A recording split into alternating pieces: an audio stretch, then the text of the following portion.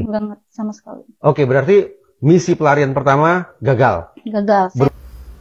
Kalian tahu kasus ini kan? Ini 2 hari belakangan ini lagi viral banget. Muncul di TikTok, muncul di mana-mana, di podcast. Terakhir aku nonton di podcastnya Deddy Corbuzier. Nah, jadi ada dugaan penyiksaan yang dilakukan oleh pemilik dari Oriental Circus atau Taman Safari sama yang punya. Merinding ya kalau ini benar.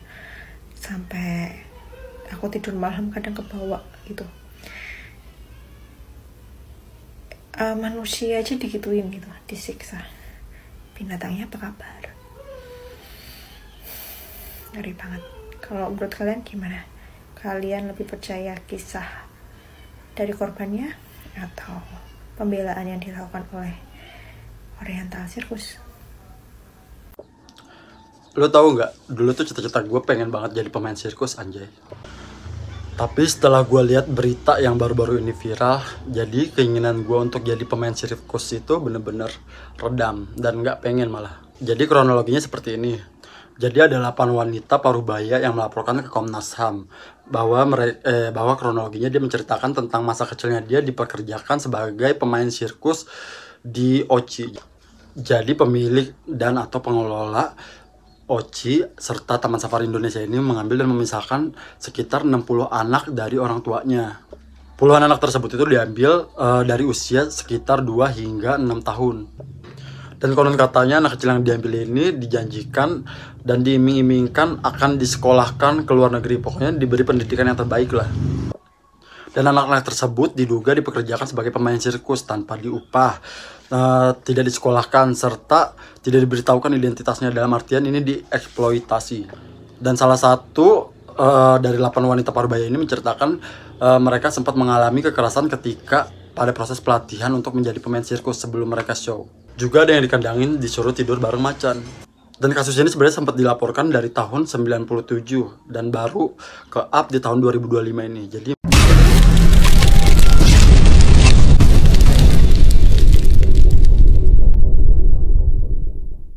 kalian sudah melihat statement yang dikeluarkan oleh Bapak yang terhormat ini, ya, Ketua DPR RI 3. Saya yang melihat dan mendengarnya saja sangat gemes gitu, greget. Kok kasus pelanggaran HAM itu seolah-olah dianggap kasus biasa, di mana ketika para korban dan pelaku dipertemukan di gedung DPR, solusi dari Bapak DPR tersebut adalah pelaku dan korban disuruh damai secara kekeluargaan. Kok seperti itu Pak solusinya? Pak, ini kasus pelanggaran HAM yang sangat berat, di mana para korban itu dieksploitasi, disiksa, dianiaya, seperti terjadi perbudakan di OCI yang terjadi di Taman Safari. Dan pelakunya itu adalah pemilik dari Oriental Circus Indonesia, yaitu Bapak Jensen. Kalau Bapak-Bapak DPR mengatakan dalam kasus ini harus damai secara kekeluargaan, ini menandakan tidak ada keadilan dan keamanan bagi para korban. Bapak tidak membela dan memihak kepada para korban, justru Bapak memberikan angin segar kepada para pelaku pelanggar HAM. Harusnya Bapak sebagai DPR membentuk tim penyidik atas kasus ini. Jangan Bapak bilang tidak ada anggaran untuk membiayai kasus ini. Lah, Bapak-Bapak DPR sering melakukan kegiatan ke luar negeri dengan alasan studi banding. Padahal itu memakan biaya anggaran negara hampir miliaran rupiah. Dan kegiatan tersebut itu sebenarnya tidak ada manfaatnya. Ini kasus besar tentang pelanggaran HAM yang dilakukan oleh pelaku. Ini harus serius dalam penanganannya. Jangan mentang-mentang para korbannya itu adalah rakyat kecil, rakyat biasa, rakyat miskin, dan pelakunya itu seorang pengusaha banyak duit, sehingga Anda mengatakan gampang untuk menyelesaikan kasus ini dengan secara damai dan kekeluargaan. Jangan samakan kami rakyat Indonesia dengan para DPR yang dengan mudah menutup kasus apapun hanya dengan segepok amplop coklat. Taman Safari Indonesia minta tak dikaitkan dengan heboh sirkus Oriental Circus Indonesia. PT Taman Safari Indonesia buka suara di tengah isu dugaan Oriental Circus Indonesia melakukan eksploitasi kepada mantan pemain sirkusnya. PT Taman Safari Indonesia meminta semua pihak tidak mengaitkan kasus eksploitasi tersebut dengan Taman Safari.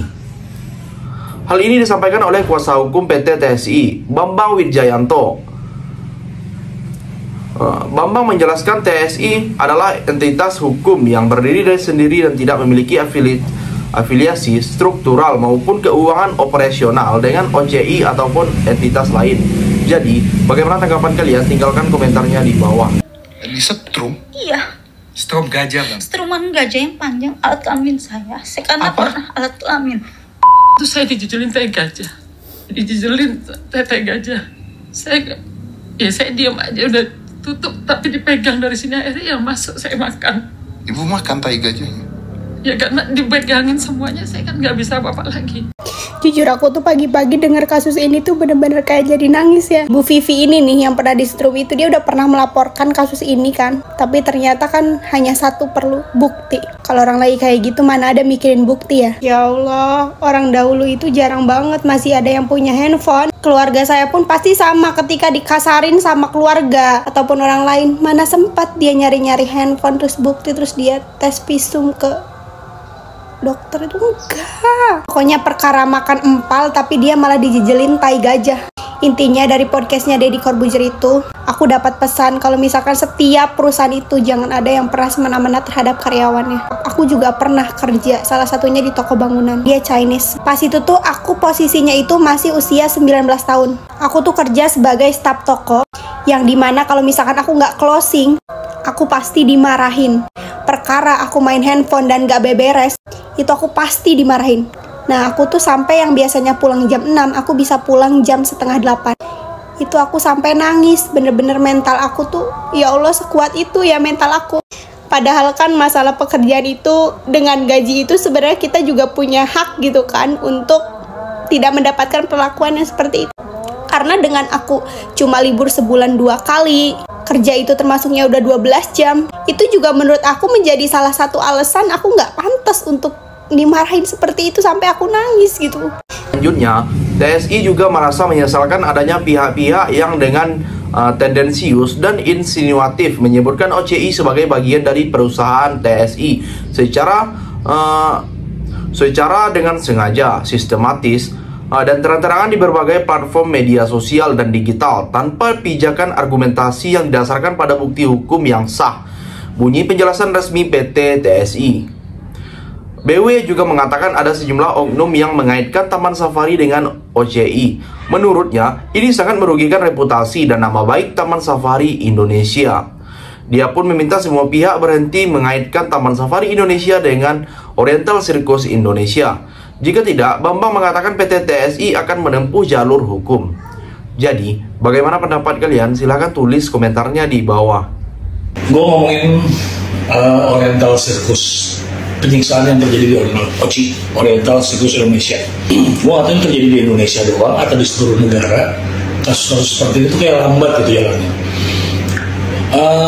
Semua konten kreator berlomba-lomba ngangkat, ngundang untuk cari penjelasan dari kiri, penjelasan ke kanan. Tapi bukannya gue mau ngomong ke mereka ya, tetap gue thank you juga sama jadi kayak Deddy Corbuzier, Bang Densu, dan konten kreator yang udah ngetop lain-lainnya gitu ya. Tapi yang mau gue, tujuan gue bikin konten ini adalah, pasti gue yakin pertanyaannya juga pada muncul di kepala kalian semua gitu. Ini sudah terjadi dan sudah lama. Memang sudah tidak bisa dibuktikan lagi bukti konkretnya. Tapi secara kasat mata, ini kan bisa kelihatan gitu. Dimana udah dipanggil nih korban-korban yang dulu disiksa dan ngomongnya semua sinkron. Sedangkan dari pemilik OCI-nya atau Taman Safari ngomongnya cuma pelintut, sok baik. Ya mungkin di konten ini lu bisa lihat bahwa lu tau lah gue pro kemana, tapi gue sebenarnya nggak berani ngomong langsung to the point pro ini pasti salah nggak. Tapi seenggaknya dari pihak hukum Indonesia seenggaknya panggil mereka berdua hadapin, terus proses hukumnya. Jangan dipanggil si korban pemain sirkusnya, dibongkar lagi luka lama, mereka ngomong nangis-nangis, terus habis itu dipanggil lagi ke konten kreator lainnya, dibongkar lagi, nangis-nangis lagi. menurut gue nih memang ini suatu proses ya, tapi buat gue progresnya yang maju supaya ada ujungnya gitu. Terakhir, Bambang juga mengatakan Taman Safari Indonesia menghargai kebebasan berekspresi dan kebebasan untuk berpendapat, namun dia mengingatkan semua pihak bertanggung jawab dalam menyebarkan informasi.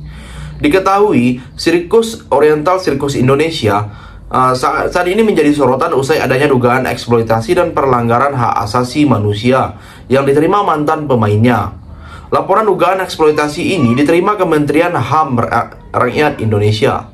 Jadi, sampai di sini bagaimana tanggapan kalian? Tinggalkan komentar di bawah sebanyak-banyaknya. Saya dari channel YouTube Segudang TV, pamit, sampai jumpa.